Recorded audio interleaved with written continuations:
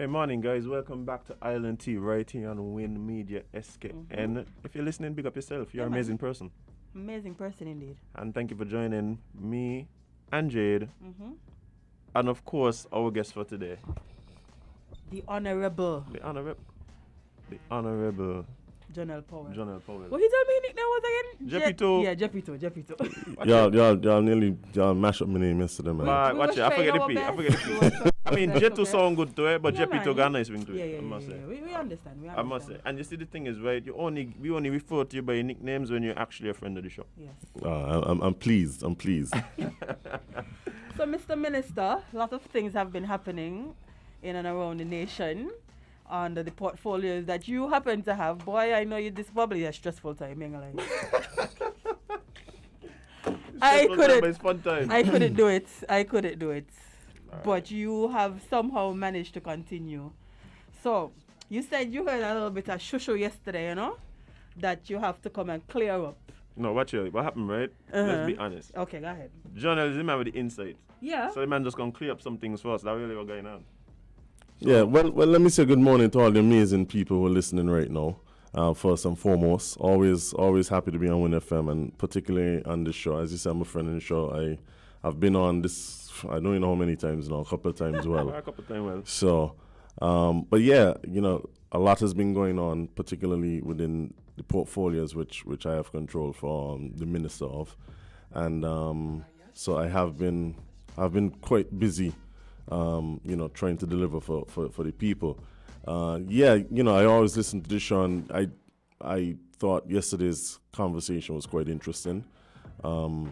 I thought there was maybe a lack of perspective, and I think there's still a lot of things that need to be clarified. I still think a lot of people, for whatever reason, it could just be simple lack of efficient or proper communication. Just still don't have an appreciation for some of the things we're doing, how we're doing them, and why we're doing them as a government right now. I know the entertainment sector in particular has been quite frustrated.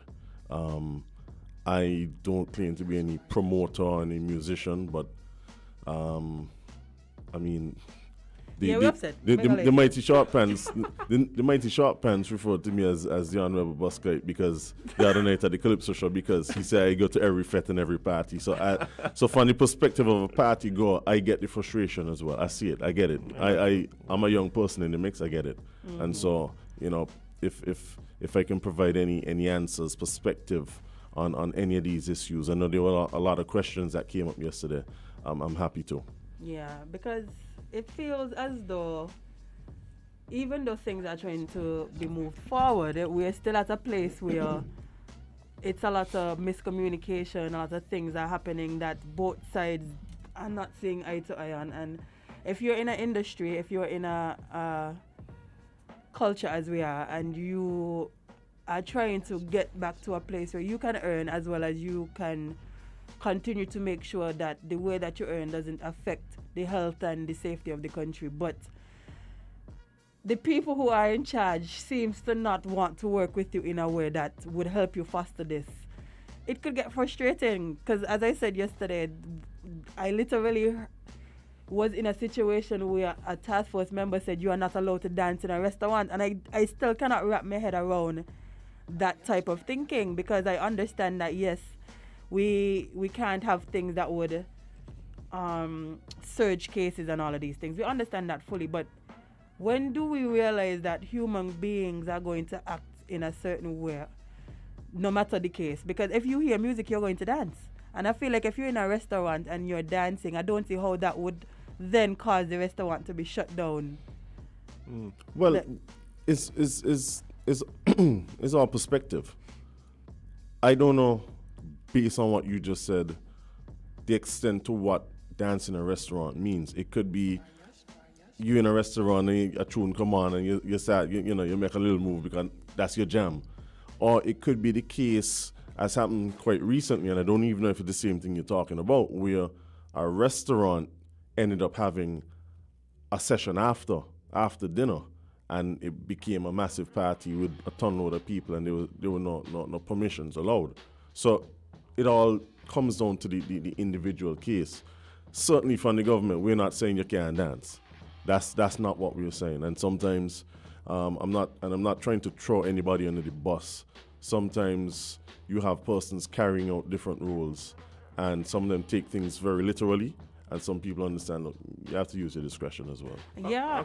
Okay, hold on. Maybe we need to provide some context for what we're talking about, because sometimes I get confused. Not me, but I talk to people sometimes, and I hear discrepancies in the way they frame certain things.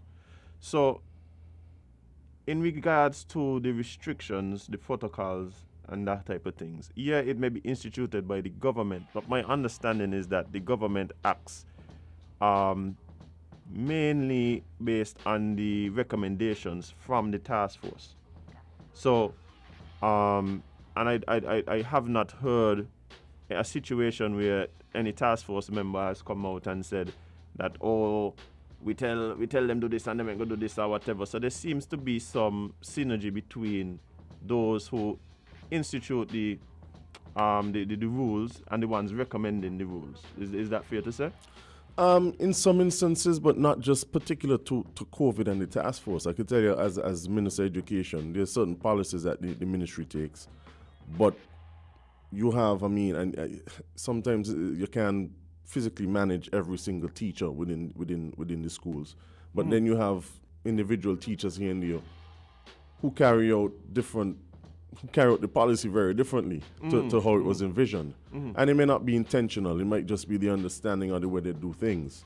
And so you're going to have these discrepancies in anything we do. What we need to do is get the feedback and be able to address those issues. No member of the task force is going to come out and say, boy, Jade was wrong when she went and did something this way. It's dealt with in-house. So you might not hear them come out and say it, but I think what is important is to get the feedback from people so that we know so that they know how to address things going forward. Yeah, I think that and I think what's happening now in terms of feedback is that there seems to be a certain level of frustration in regards to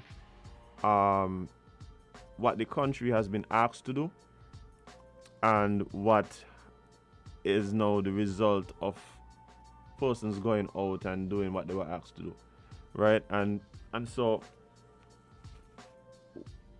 there seems to be a situation where persons aren't necessarily understanding why some of these restrictions, right? Correct. So let's speak specifically. The Minister of Culture, the carnival is in the ear. One of the big things, of course, is the vaccinated only events, right? And like I said, you've heard the frustration, I'm sure. So from the perspective of the government, what is the thought process behind instituting that type of policy? All right. The government has to be the one to set the standard and to set the gold standard. I find too often we want to refer to worst case scenario or bad standards, and so we look these people over here doing things the wrong way. So why we must do things the right way? Government cannot be getting involved in those arguments. As a minister responsible for culture and carnival, I support that. The cabinet has been always consistent. I have always been consistent. The carnival committee has always been consistent. That in relation to Sugar Mass and carnival, all official events would have to be fully vaccinated only, from participants to patrons. That is to maintain the least risk possible of any spread. And yes, people can get vaccinated, can get and can pass on COVID. We all know that. But the risk of me, as a fully vaccinated person, getting and passing it on to somebody is significantly less, ridiculously less than to unvaccinated people. The carnival is a government, carnival committee is a government arm, carnival is a group of government events, and we have to set the highest standard possible. We've always said that from the beginning.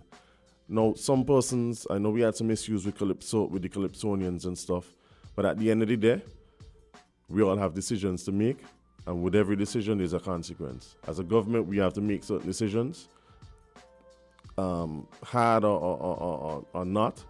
Not everybody's gonna like it, but we have to make decisions understanding there's certain consequences, and so participants, they make certain decisions to vaccinate or not vaccinate, knowing what the consequences of the actions are. We have absolutely no issue in terms of the soca artists. All of the I think it's 38 of them registered. There's been no issue, no discussion about vaccination. The pageants are going. I don't think I think there are a few though who recognize they won't be able to compete because of the status. Right, and so they know what the consequence of the decision is. They know what the rules are, and they accept that. And I said that to say I think we need to lead the way. We need to set the example. Yeah, I think what is for me, looking on at the whole situation, I think that it's easy to say that we need to set a hard line and be the gold standard and all of these things, but then it then speaks to the fact that it feels as though the thing that is being considered most is the health and the safety. So I understand that, but I don't believe that then means that other considerations shouldn't be looked at, and the importance of those things should be ignored. So, for instance, the fact that carnival in itself isn't just about some persons making a money, or, for instance, people just having a good time. We do understand that is an expression of culture. It is something that, again, and culture in itself is something that makes us who we are. And so when you have persons who have been contributing to something like carnival for years and years and years and years, it is unfortunate that the only thing that then seems to be prohibiting them from participating is the choice whether or not to vaccinate or not. And so these are some of the things that people have found frustrating, as well as I have also been very verbal and vocal about the fact that I believe that even though the government does have to have these policies in place, have to consider the person's safety and stuff like that, things should be attainable and realistic. If you're going to have something like carnival, which involves such a wide cross-section of the population, understanding where we're at in terms of the vaccination status, you don't have 80%, 100% of the target yet, because we're trying to get there. Then it seems almost unrealistic to then determine that, well, this thing should happen without any of those people being involved. And we see that's not the case. We know that there's some people who, for whatever reason, whether it's health-wise, religious, they have to be involved. Like, they have to be involved. As in, and those exceptions are being made in terms of persons who present a doctor's letter or what have you, report saying they can't be. Those persons who establish that for a particular religious reason, they can't. We accept that. And I agree with you that it is unfortunate that there's some people who've contributed to carnival over the years, and the one thing stopping them from participating now is vaccination. I find it unfortunate. But I also find it unfortunate that so many people who are accustomed to going to the States to get medical checkups, to check on family, they can't go because they're vaccinated. And I find it unfortunate that many of them now getting vaccinated simply to travel to go to the States. The point I'm making is rules have been set up for a particular reason. And the first thing that you highlighted this morning was an inconsistency in even members of the task force enforcing those rules. And I think if we try to start making exceptions, if we start to try making arguments, we get into the argument of inconsistency. Because we've said to people, go out and vaccinate because this is what is in your best interest. We've set certain targets. We're now at 80%. We said this is when this is the point at which we're going to really open up the economy and do certain things.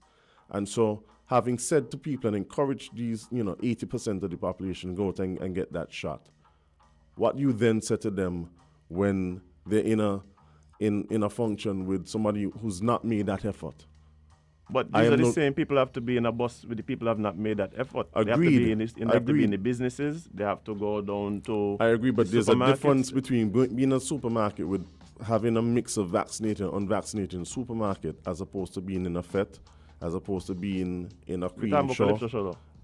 In Yeah, any show, We're talking about for, Calypso show. for any show for an extended time, because I've heard the argument, well, I only going to spend 8 minutes on the stage by myself. Who are going to be around? You're backstage. You're backstage in close proximity. If you're female, you have people doing your makeup, doing your fixing your hair, fixing your clothes. If even with the males, you have persons assisting you. Backstage is not a very big place. You have persons, all of them are within proximity of each other. I think what happens is that we start policing certain places because we figure, well, we have control here, right? But what we don't. But I think what gets frustrating for people is that we recognize that it's not just that we are not policing everywhere. We can't police everywhere, right? And so when we start making determinations about, well, this is the place that we are going to decide to police. This is the place that we're going to decide to police. We're not going to police here. Police here. Then you start getting into the question of, well, why this and why that? So, for instance, when we start saying, well, and this was one of the things that had been frustrating to me personally, was whenever we start seeing governments in particular questioning how they should exercise new powers, a lot of time the discussion comes around, can we do it, right? And then there's no real discussion about, well, where is the limit? And so without having those things in place prior to the execution of these new powers, because, for instance, prior to, and I say this all the time, prior to 2019, you tell somebody that some of the things that we're doing now, as much as we understand the reason for doing it now, if we had said, well, we was going to be doing this, but people would be like, you're crazy, there's no way. People getting locked up for wearing masks. Yeah, you understand? So, like, it's like, so no, but the problem is that we never really start talking about the limits. And so when we start exercising the powers and we start now choosing where to exercise the powers, how to exercise the powers, it gets very confusing and things. So then you have to start asking your question, okay, so why here? So why is it that I can't go to the Carnival Calypso show, but I could go on the ferry terminal, or I could go here, or I could go there? Yeah, and we but start again, talking about behavior. Yeah, but you gotta put things in context, Azim. I mean, you're talking about a closed event as opposed to a public area, and so you can't police a public area in the same way. And so you really have to look at things on a case by case basis. But I get it. I completely understand the point you're making. I think what's happening is that at the end of the day, persons who are on either side of the discussion, I don't believe that is a case that one set is ignoring safety or one set is. I think it's just a matter of different perspectives in relation to how we keep people safe. Absolutely, right? Absolutely. It's different perspectives, and the government has to take a particular position. And what we can say is our position is consistent with every other government world over. What we're doing here in St. Kitts and Nevis is not different to what is being done anywhere else in the world. I mean, yesterday I heard somebody making the argument about footballers in England and things.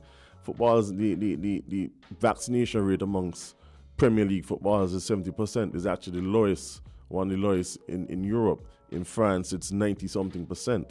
In France, to even put your foot on this step of the stadium, you have to be fully vaccinated. Germany, 90%. MLS in the States, 95%. NBA, 93%. NHL, 90-something%. So even when you look at sports, that is what is doing. Again, let's use the best examples. I just came from France. In Paris, you can't go in a bar, a restaurant, in a public area unless you show that you're fully vaccinated. But you see, New York, same thing. LA, same thing. And I think those are the things that really that highlights what I was saying earlier. When we start determining here, there, not everywhere, that's when people get kind of frustrated. But it's 10 o'clock, so we're gonna take a break. But we actually have some more time if you're available to talk a little bit more. Absolutely. All right, cool. All right, so guys, we're gonna take a short break and be right back with more Island Tea right here on WINNMedia SKN. Don't go away. Jonel, stay here.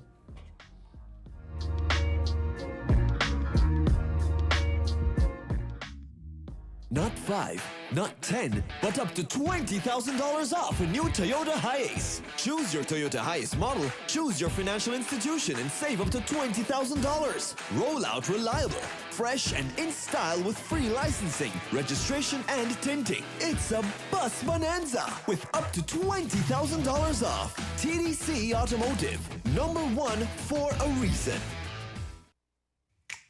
Maybe it's the way the brilliant gold liquid reflects our sunshine, or how the bright blue of its label mirrors the clear Caribbean skies overhead. Maybe it's the fresh, crisp taste of this beastly cold beer on a scorching hot day. Maybe it's even the way it brings us all together. But one thing is for sure, Carib is very much a part of who we are wherever we're from in the Caribbean. Carib. It's the way we play. Drink responsibly.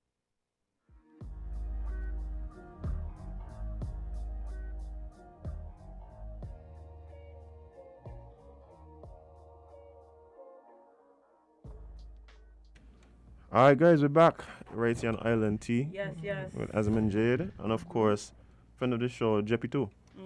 But I like how you just roll off your nickname. but that we said that he name now. Yes. Exactly. That's what tell them vote for, right? JP too. Jeppy too. For some strange reason, somebody on the live is asking who you are. I'm just going to sum it up to this person not being Kitishan.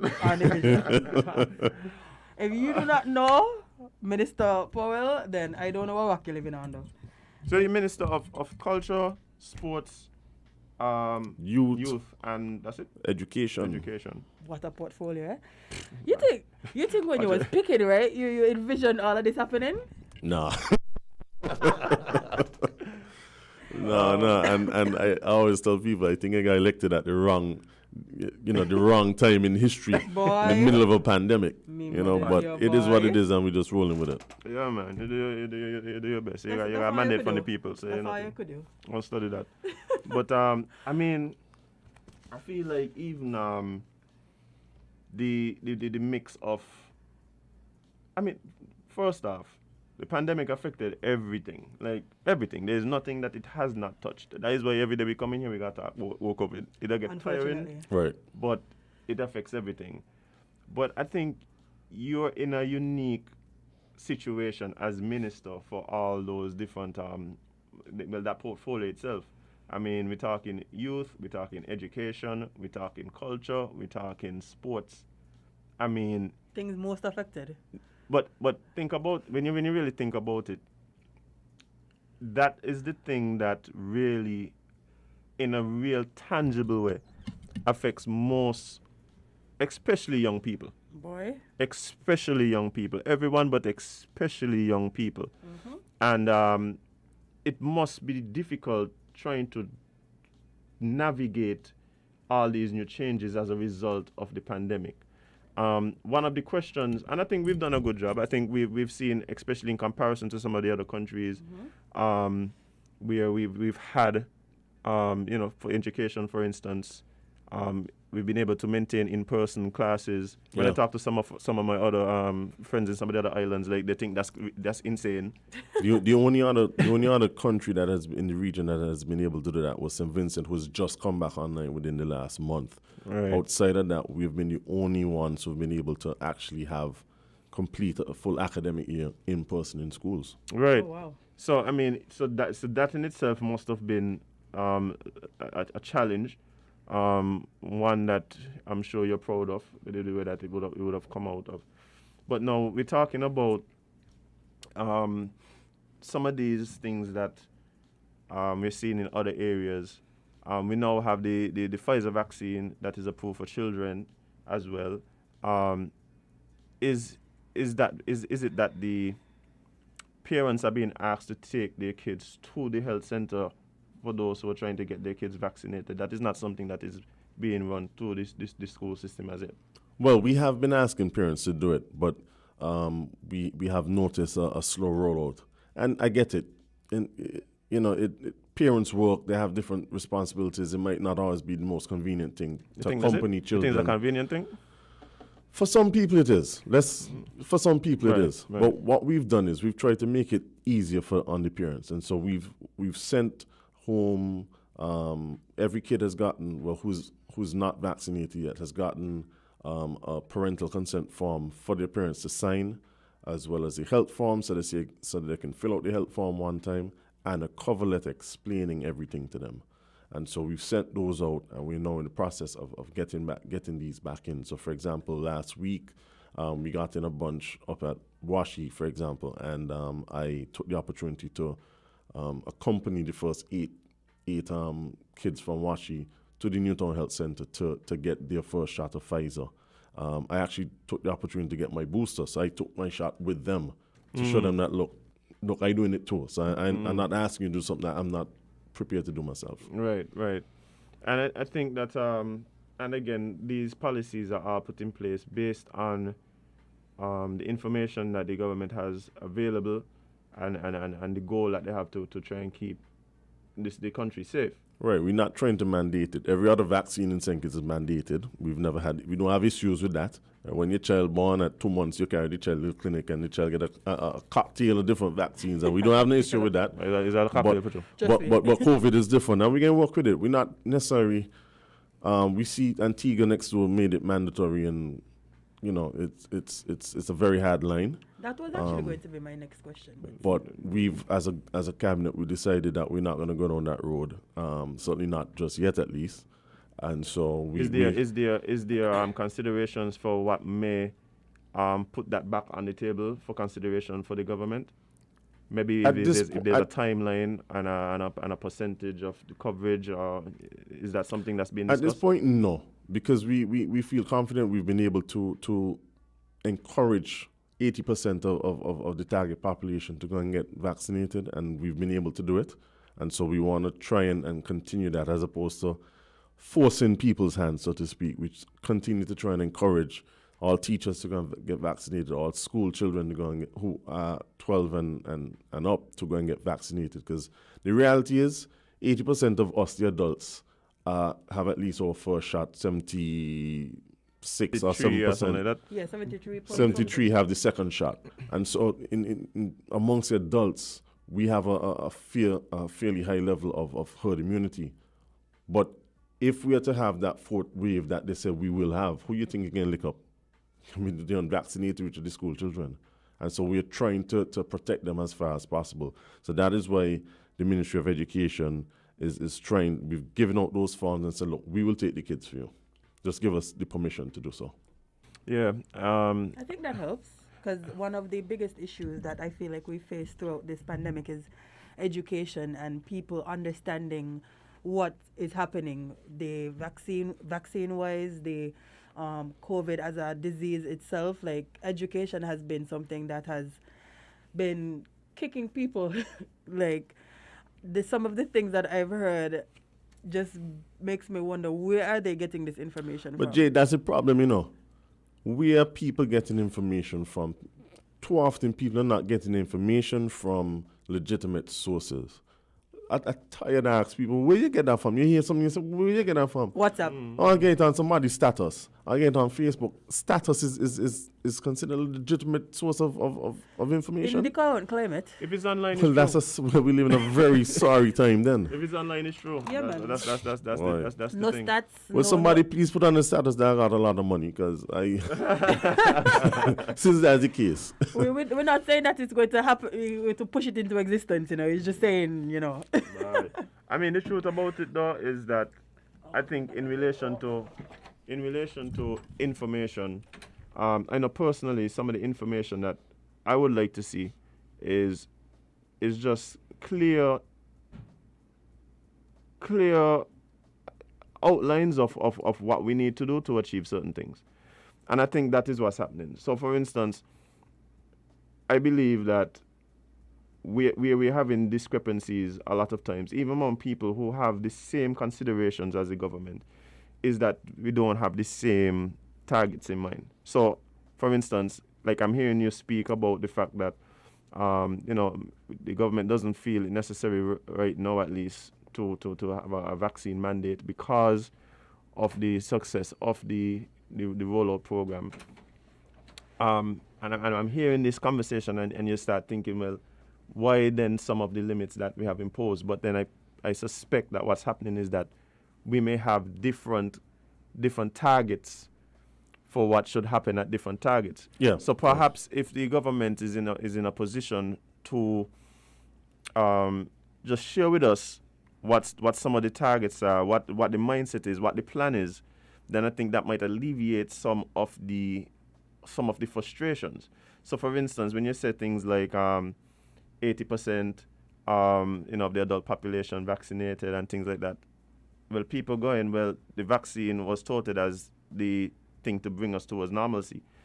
And with anything, you're not going to get 100%. And Correct. I think 80% in itself is to be applauded. But if 80% doesn't trigger something, and then you can't keep moving the goalposts. Right. And so perhaps what needs to happen is some of that information in terms of what is the mindset, what is the targets, what are the things from the government to put outside. And not only that, of course, even if that come out, then that would also foster more conversation as to, well, why 80 and not 75? Why not 85, right? Right.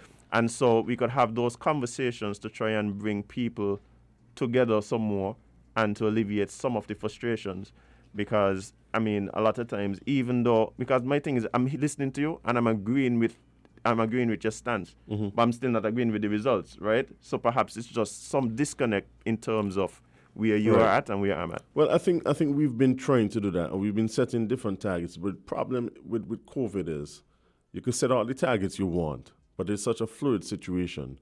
I don't think anybody was anticipating, based on how we were going. That last wave we had that, we had like 1,000 people. Active cases and that sort of thing. We did say, look, when we hit 70%, we would relax certain restrictions. When we hit 80%, we relax certain restrictions. Up to this week or a few days ago, the Prime Minister on a program would have been speaking about once we hit 80%, we then start to consider things like removing quarantine, for example, looking at discussions on what PCR tests are still required to be had. We talk about the ability to really open up the entertainment industry and to allow for parties and fetes and mass gatherings. And so this is where we are now. We're at 80%, and I think I'll leave you to go straight to Cabinet. I know the task force has some recommendations for us to consider. We are just about at the end of the current iteration of regulations. New ones come out when December 2nd, 3rd, what is it? Yeah, second. Right, so Second. we just at the end, and so we I think today Cabinet has some big decisions to make, consistent with what we've been discussing. We at the 80%, time to free up the place a bit more. And to allow things. And get reckless now. I'm not saying throw back the door. So free it up a little bit more. Man, just walk with it a little Well, bit. we could do a little bit more than just that. Yeah. But again, we got to take everything in consideration. We could lock down and pretend and be in this bubble and say, look, we don't want a COVID in here, but at what expense? At what cost to the entertainment industry? At what cost to the tourism industry? We have asked you to vaccinate. We continue to ask, because we hit 80%. Doesn't mean we're going to stop asking you. We want to get as close as possible to 100%. Right. But at some point, you have to say, well, all right, we're 80%. We're in a position where we could absorb a lot more risk, and let's do this. Yeah, and I think that and this thing for me, Jonel, like, I'm hearing people speak a lot of times, and not you, not the government, but the many people speak about, what should happen and what shouldn't happen and thing. And I think a lot of times there seems to be there's so much to consider. I think that's the first thing. There's so much to consider, and sometimes we miss out on certain parts of the conversation. For instance, I hear people talking about, so last year we had the carnival and we had limited a crowd at the Juve. So why now is a bubble Juve? Like, and I'm saying, but you're not considering all the information. Like, we also didn't have any active cases at the time. You understand? Correct. We didn't have vaccinations. There was no vaccine. Yeah, but you see, even that I don't like to say, because at the same time, it does seem as though then you're holding that over people's head, right? But the reality is, the reality is, like, we didn't have any active cases. So the OKU would have been able to absorb a certain amount of risk, right?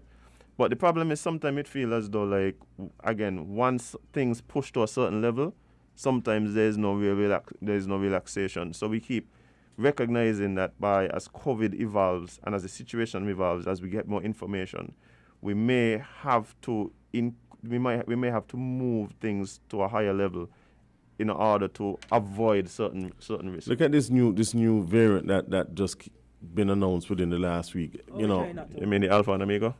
this. Well, I don't know which vitamin it is now. But Omicron? Yeah, they skip a whole 2 letters. right. But when you look at England, well, for example, this morning I look at the football news and the Man United Champions League match against Young Boys might be moved to a different country because you can't go from England to Switzerland in light of this new variant. So it keeps moving, and you don't know what's coming around the corner. So that does put a different perspective on it. But even in terms of like Juve, last year was a bubble Juve basically and it was a very small bubble. Yeah, but guess what? people, this year this year we'll be able to have a lot more people in the venue. The new entertainment rules said 75% of the venue. We going Conwy. Right. Conwy on the play field. I ain't saying we're going with a couple, with 5,000 people. Right. But at least you can see the progress from a year ago. And that's what we want to keep doing. We want to keep progressing. We want to keep involving more people in as healthy and as safer a way as possible. Yeah, I want to see that happen as well. I think that my concern, strictly personal, my concern is that we are getting to a place where the only thing that determines whether or not you are able to participate fully is a vaccine status. And that is the thing that is very concerning to me. I encourage people all the time to go out and get vaccinated. I've been vaccinated. And I do believe that is important for us. But I also do believe that cannot then be the only thing that determines so much of what we do. And again, the thing for me that is concerning is that we have not really had a discussion. This is not even a St. Kitts thing. Like worldwide, we just really have not had a discussion about, okay, at this point it's ridiculous. Like, and the thing for me that makes it like real is that it might seem foolish to me now to say, but suppose somebody decide you can't go to the supermarket if you're vaccinated. Like, that sounds ridiculous to me. That is borderline insane. But we have seen insanity become reality, right? And so if it's insane, then feel free to say, well, this is what we're going to do. If it's so insane, then say it. And so I feel for persons who, for whatever reason, and of course sometimes it is because of fear that is stoked by misinformation. It's fear that is stoked by the unknown. It's a lot of times it is fear, right? Sometimes it's for other reasons, health and so forth. But it's unfortunate that their ability to participate fully, right, comes down to this one decision. And I believe that there must be more consideration than just that.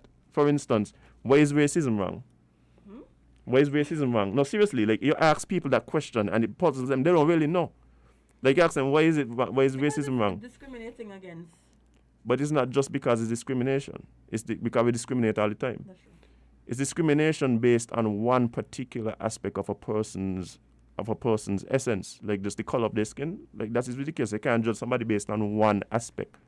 So I don't think it's fair to then go and then judge people on one decision. And I think a lot of times that is what's happening in society.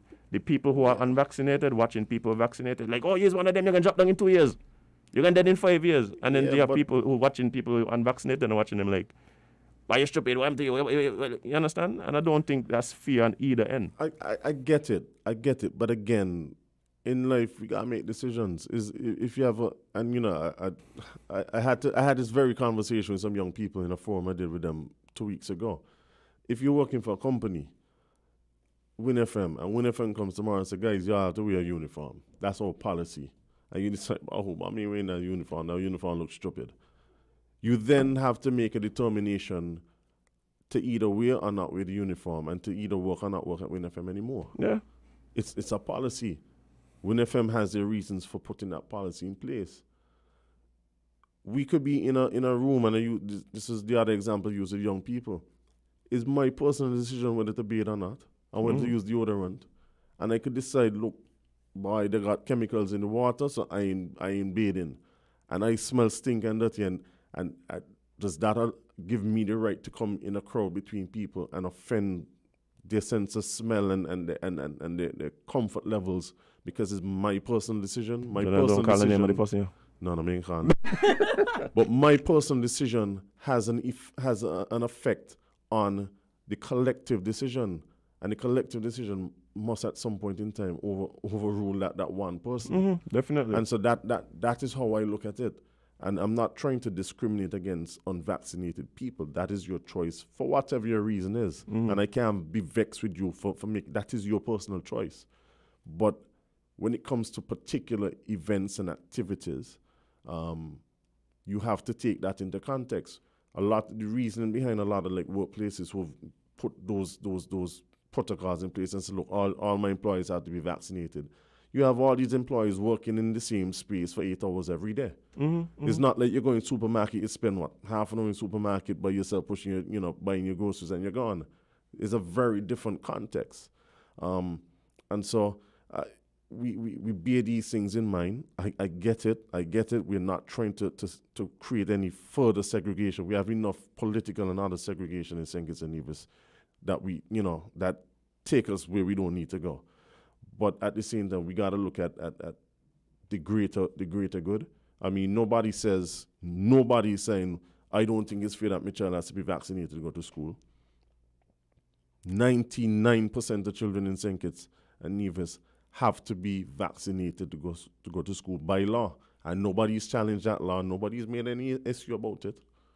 It is mandatory vaccination.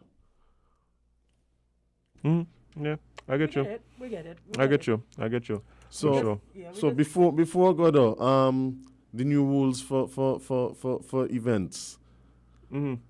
Yeah, you want the fire chief involved in the decision? Listen, No, we don't. for us, We right? don't. You don't. bring up this, you know. I know Issue it was one for of us, the issues right? I wanted to bring up as well. One of the things for me, I It's the said, discretion. yeah, you can't. This is my Oh, thing. okay, This is go my ahead thing. then. This is my thing. Before you go on, all I can say is I think it's the way it has come across to y'all. But go ahead and we can have discussion. This is my issue. As it's even before this most recent announcement, right? My issue has always been when things are left up to the discretion of a person. Like, let us create the policy. Let us create the policy that is then enforced by the powers that be, and let's operate that way. I don't like this thing where like my ability as a business owner to operate is left up to the discretion of somebody. That's my main issue. Well, you have to, and I hope you said the same thing yesterday, but you have to understand the context of the word discretion. Yes, things are left to the discretion of in this instance, the commissioner of police, but he has a particular framework within which to operate. And it's exactly what you're saying it should be, except for the connotation of the word discretion. The chief of police can't get at one and decide, well, I don't like Jade, so I'm approving this. There must be reasoning. There must be that checkbox. Well, the problem is, Jonel, that pathway isn't fully laid out. So, for instance, we've had situations where persons would have felt that way, whether it's that way or not. And then the question then becomes, well, who do I then go to air my grievance? Right. And that pathway doesn't exist. And well, so, it technically it does, but technically, in reality, technically no, one thing. it is there. If you might not know about it, but it is there. But I agree with you in terms of I think there should be more of a bit more openness. Look, there's a checklist. I think you had said it. There's a checklist, and I think that there is one. Look, there's a checklist: A, B, C, D, E. And once you're able to check all of these things, you should be able to get through. No, I think where the discretion comes in is in verification of these things. And if the commissioner of police says, well, you check this, but you ain't really, I'm just using an example. If in this venue you need to have two exits, and you check 2 exits, and you really only have one, it is in his discretion to say, boy, no, you ain't satisfied this, so you can, and he should be able to come back and defend that decision. But that's not discretionary. You just have not obtained what was necessary. Well, to my be able exit to and achieve your the exit position. are two different things. Maybe I use a bad example, but I'm just saying, when we say discretion, it is not so much. Well, it's who he want and who he ain't want. I think guidelines within which I think to it's operate. difficult to then it's difficult to then ignore the fact that for some reason then it seems as though nobody really has a physical or concrete copy of whatever these things are, even if it does exist. Right. Right, It and needs so- to be and more so- circulated more. And not Yes. only that, I mean the truth is that I would actually argue that there isn't, and so because this is pre-COVID. This is something that has been going on pre-COVID. Indeed. This thing between entertainment and the powers that be, and like it's years and generations upon generations. I know, and I think what they're trying to do, what the minister is now trying to do, is use this opportunity to put things in place, regulate the industry, so to speak. Promoters will tell you, even before COVID, there have been issues with, you have your established promoters who put on regular events, and then you have people pop up and they create issues. fly by night. Right, and they create issues for the established promoters. And so I know that these are issues that were coming up. And so this is an opportunity now for the Ministry of Moent to really address these issues. I think even the issue of discretion, you should feel a little more comfortable now because you actually have more input coming from different I guess institutions within government. So there must be a certain consistency with it. And I know it sounds like a lot, but in reality it's actually not that much. I mean, but God, Jonel, the truth is, I mean, in terms of that, you cannot ignore the inefficiency of government. The truth is, Lord, you're telling me as a man who gone from private sector to government, eh? yeah. So you know, you're experiencing pulling it out now. the little bit of here that I have.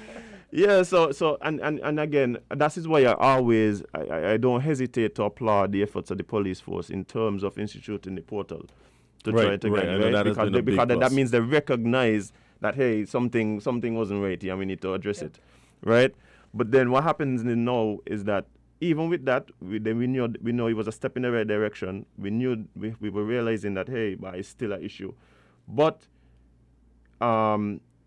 what happens now that when we start going to these new institutions that haven't had the experience that the police have had, and then we end up in the same situations again. So I think those are the things that when we see, that's why we observe it as being by just another step now, another making harder, I think there needs to be, and there will be further engagement, because a one-off press conference or what have you is not going to do it. And there'll have to be one-on-one conversations, because not every event, not every situation is always the same.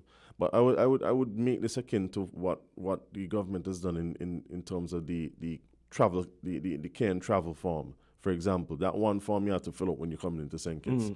It deals with COVID and health, it deals with immigration, it deals with customs, one shot. And that is what is being done here now. We using the opportunity to improve the standard and of what is being done. Things like sign off from police, from the fire and all that. These have always been considerations that have had to be put in place, but they've not been put in any proper structure. And so it's not that you're gonna have to go from one place to another to another to another. You go to a one-stop shop. You go there, they look at all the considerations, and then the decision is made. Now, a lot of those things in terms of say fire safety and that is pertaining to the venue itself. And so if you have a venue that is let's say Fairview, if that is has been established as a venue for my fete, when Jade comes to do a fete in the same place next month, she don't have all those things to worry about because it's already an approved venue. Right. And so So you anticipate some of those bottlenecks might actually not be absolutely. bottlenecks. I think first blush is something new, and people need to. And I know people have been frustrated. I know people been they feel shackled and they just want to bust the chains. But I think as we have more engagement, persons will understand. Look, it's really not as complicated as it might seem.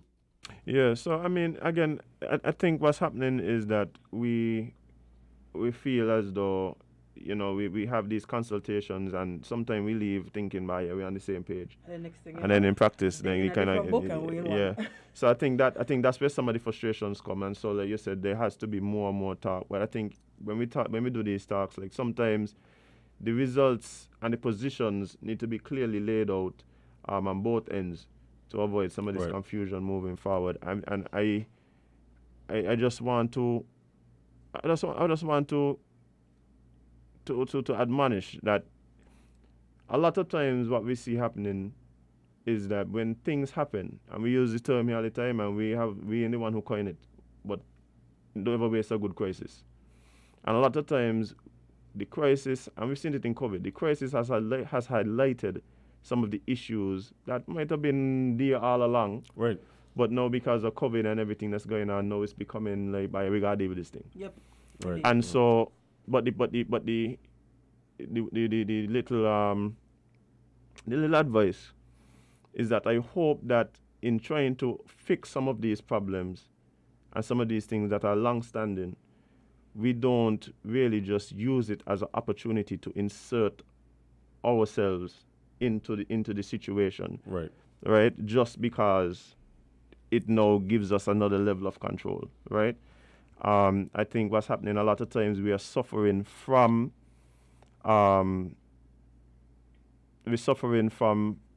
things being too difficult, too much red tape, things taking too much time, lack of information, this kind of thing. And so when we insert ourselves, it should be with the ultimate goal Of making it better. of making it easier to facilitate some of these things. And so because we have seen it time and time again where that has not been the case, that is why there's a certain level of mistrust, distrust, and anger and frustration, right? So hopefully in practice, we start seeing some of these things really fostering ease of transaction, ease of business, because I think a lot of time we don't look at certain people as businessmen, as Right. persons who contribute to the economy in the way that they actually do. I trust me. I get it. I get Yeah. it. Try getting support for sports. Bye. Hey, but at the same time, Jonel, you're saying that, but every community got a football field and a ball field and a thing, and we still can't get one. And personally, I'm really not a big fan of this multi-purpose thing that some people, and I know you have expressed the same vision, and I'm so happy to hear you say it, brother, Yeah. because it even in terms of thinking about how it would function.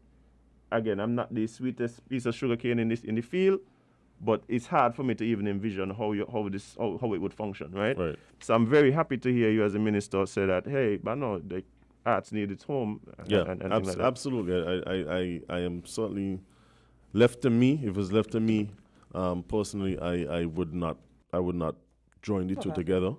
I believe arts needs a dedicated facility, and the various Right. sports. You could do that within sport, but Right. I would not include arts in it.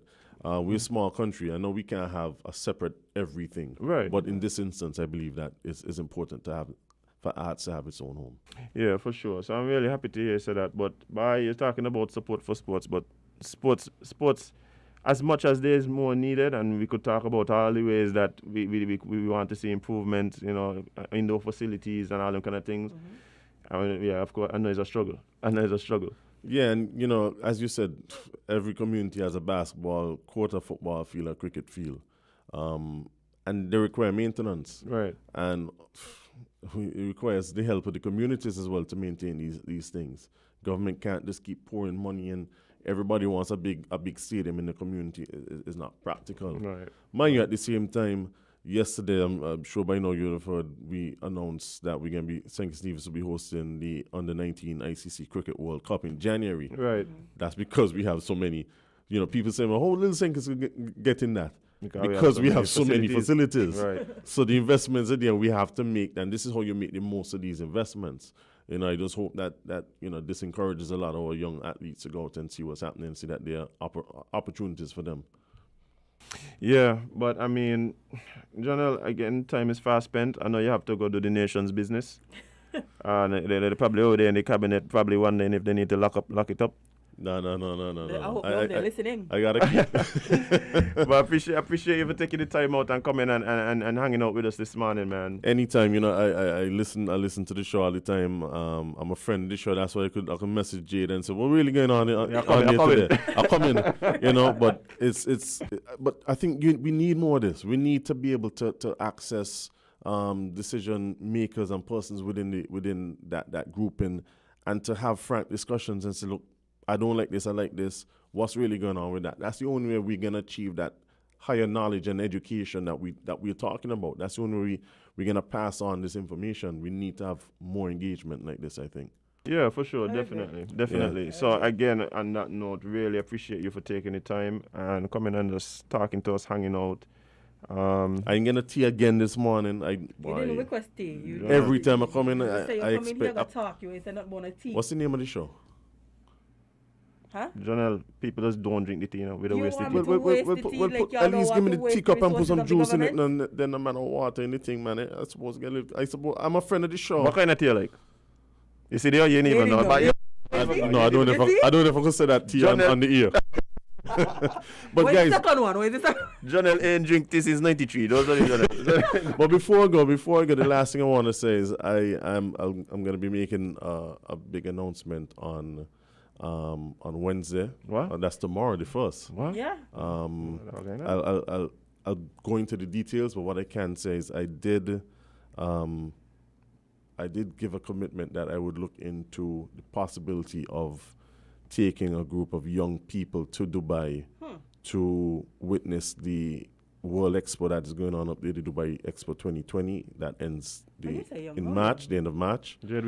And so I will be making an announcement tomorrow, But we could be chaperones. of December.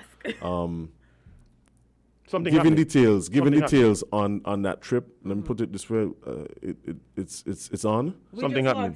It's on, and I use this opportunity to ask people to look out for the notice tomorrow.